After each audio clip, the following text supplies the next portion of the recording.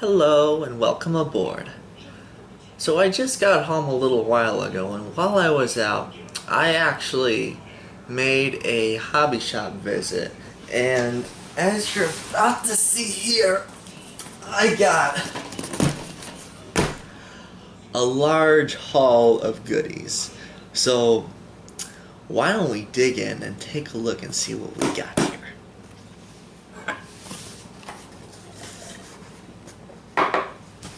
So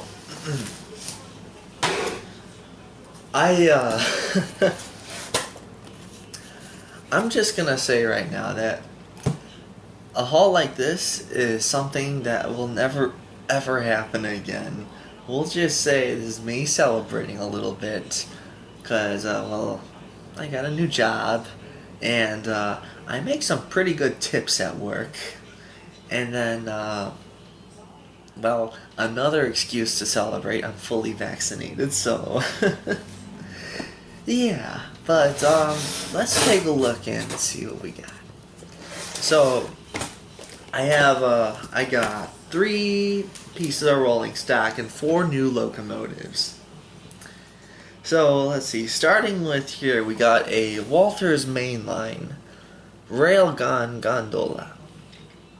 And I know a lot of people are really kind of going nuts over these. These are, I mean, I can't blame you, because these are some really nice cars. Yeah, I love this. But yeah, so let's take a look at the next thing. So yeah, the way I'm gonna do this is I'm just gonna do the rolling stock first, and then go into locomotives. And then I got a couple of the Walters mainline 60-foot high cube boxcars. Right here we have a TTX. Um, yeah, another one. This is a really nice one. And then last piece of rolling stock I have. This is also another one of the 60-foot high cube boxcars. We have a Transportación Ferroviaria Mexicana, or TFM as most people address it. Or, yeah, TFM for short. But yeah, this is another one that really nice car. And so, well, I've been kind of expanding. I've really gotten into the Mexican railroads, and so I'm expanding my Mexican fleet quite a bit. So thus explaining the TFM more specifically. But yeah, but these are, like I said in the past too, I really like the Walthers mainline rolling stock. And Walthers, anything Walthers you can never go wrong with. And like the Walthers mainline, more specifically that you especially can never go wrong with. So that's that as far as rolling stock. Let's take a look and see what we got for locomotives now. Okay. So here we got a new Bowser HLCX SD40-2. And this unit here is actually equipped with DCC and sound on board. This is equipped with an ESU lock sound decoder. I haven't tested it out yet, or actually none of these engines I've tested out yet. But I'm very excited to throw this on the rails. The only reason I hadn't yet thrown on the test track or anything is because this, as well as one of the other units I'm about to show you, it's the way the packaging is designed. There's a you got to undo some screws, and quite honestly, like me personally, I can't stand that kind of packaging. But well, it is what it is. But yeah.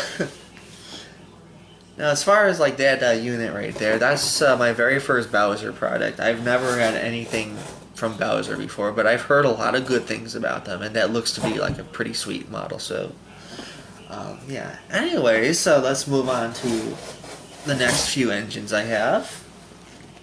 Right here we have a Atlas Amtrak-8 in the Phase 5 paint scheme, road number 518.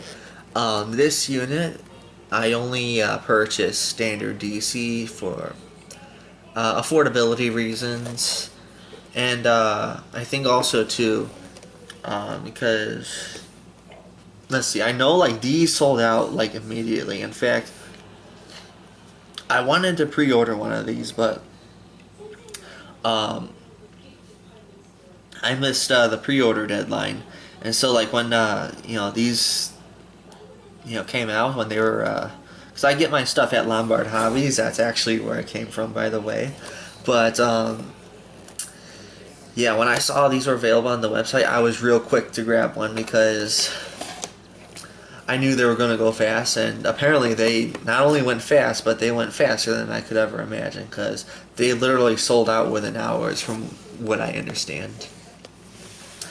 But yeah, and also too, like, if I remember correctly, I don't think there were any more sound units available in that paint livery, but yeah. So anyways, we've got two more things here. I'll do this one first. We got a couple of the new Athearn Genesis Amtrak P42 DCs. And I'm just gonna say right now, I think this is a very hypocritical move for me to do, because right now Athearn is on my bad side. I'll just spare you all the details, but yeah. But I don't know. I don't know it. But yeah, so this one here, as you could tell, is just one in the Phase 5, the current Phase 5 livery. And then we got another unit here. And this is the last one, by the way. Not just last locomotive, but last thing out of the box entirely. But we got the number 184, the Phase 4 Heritage unit. And let's see, this run, they did the original Phase 3, the Phase 5, and then they did the Phase 2 and Phase 4 Heritage units. So they did 66, 130, and 184, as you can see here. And I was actually debating between 66 and 184. I ended up going with 184 because that's the one I've seen the most out of the Heritage units. But if I could get my hands on 66 eventually, I would like to try and do so. But yeah, it all depends on, I guess, availability. Because like it's like Amtrak stuff. It seems like it just, it's really popular and seems to go really fast. But yeah. So the P42s, these two units are also, I also just bought them standard DC analog.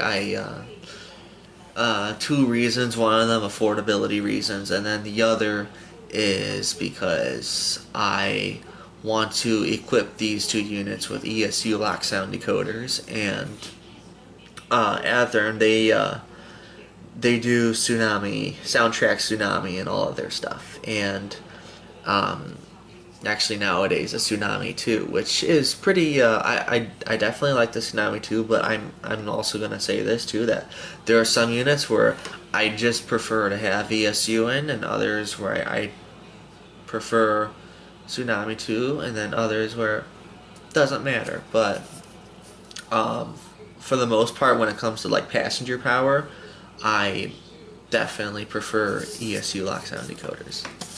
But yeah, so that's everything. Why don't we take the stuff out of the box and take a look at everything? Okay, so we're gonna start off by just taking a quick look at the new Amtrak fleet since, well, I got these out first. Let's start with the Dash 8 here.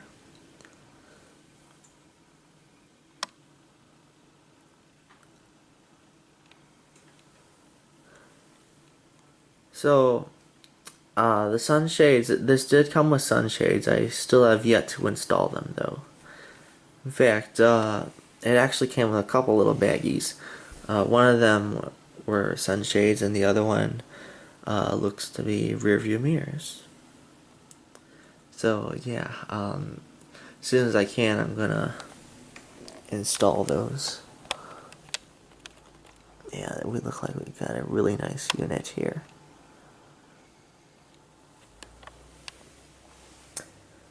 And then here's the Phase 5 P42 DC.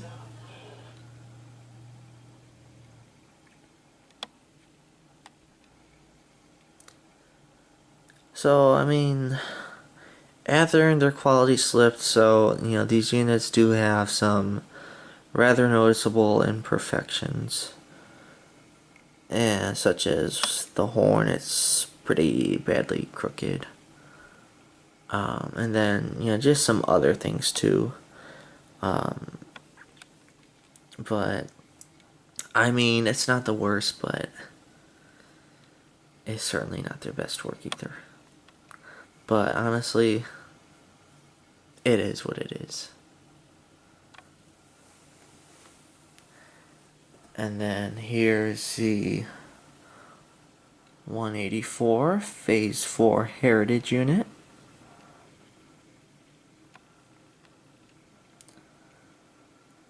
I will say this though, I mean, despite the flaws, these actually came out really nice. I really like this 184 a lot, actually. Actually, all of these I like a lot. I find that I'm really digging the 184, and I'm really digging the Dash 8. I don't know. These are all so nice. All of them are. You know. But yeah, so that's actually jumped my Amtrak fleet up to 6 units if you count the cabbage as a unit. But yeah, so I mean, I got these 3, and then I got a Kato P42 in case you don't know, and then also a Rapido NPCU and a Bachmann SC44 Charger. So yeah, my Amtrak fleet's pretty big jump here. But yeah, I'm really digging Amtrak right now. But yeah, so anyways, why don't we take a look at the other things? Alright, so here's the HLCX SD40-2. Um, I'm really liking what I'm seeing. I will say this though regarding the packaging. Bowser has got the worst packaging, but um, yeah, as far as the unit itself, I am really liking what I'm seeing. And I'll probably like it even more once I get it on the rails. Yeah, so like I said earlier on in this video, this unit is equipped with DCC and sound, specifically ESU lock sound. So at the end of this video, you'll see it in action on the rails. In fact, I still have yet to see it in action, so I'm pretty excited for this one. Alright, and last but not least, here's the freight cars.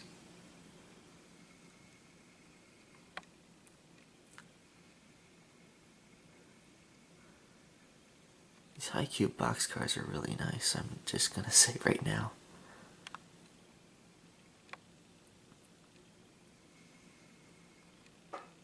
Oh yeah, these are nice.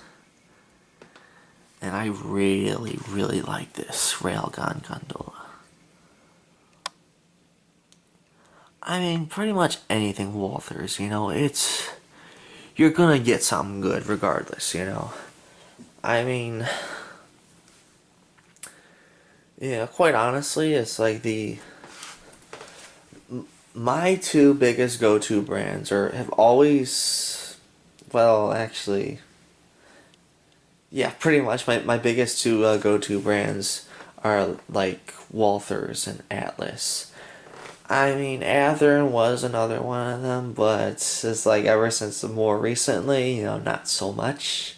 But yeah, for me, it's like my, you know, biggest, probably my two biggest go-to brands are gonna be Walthers and Atlas, because it seems like pretty much anything you get from like those two companies, anything is gonna be spot on. And there are a lot of companies out there where I can't really speak for them because I don't really have much experience with them, such as like I guess we'll take like Bowser for example. I mean, I'm like regarding like Bowser, I'm liking what I'm seeing, but I that is my very first Bowser product, so but yeah, but like anyways, getting back to the point, like there's a lot of companies that I really can't speak for because I don't have as much experience with them, but yeah, it's like some of my definite go-tos are definitely gonna be like Walthers and Atlas, and then like even Kato is another excellent one. But yeah, so um, yeah, that's pretty much it. I'm gonna enough with the yapping, and let's see some of this stuff in action.